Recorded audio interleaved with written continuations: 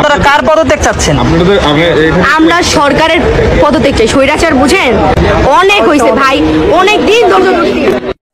আমি ভাই সবার প্রতি অভিযোগ, মানে আমার মনে হইতেছে কি আন্দোলন করাটাই ভুল হয়েছে, কারণ আগেও যেমন দেশের অবস্থা ছিল এখন তার চেয়ে দ্বিগুণ খারাপ হয়েছে।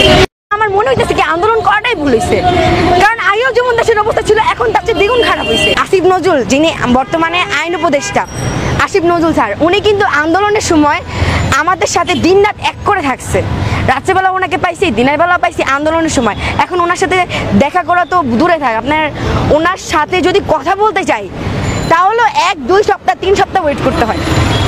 আচ্ছা, উনি আইন ব্যবস্থা কি এমন এই করছে, উন্নত করছে আপনি বলেন? আমি ভাবছিলাম আসিফ নজরুল স্যার আইন উপদেষ্টা হয়েছে, এখন মনে হয় আইনের কোনো একটা ভালো একটা উন্নত হবে।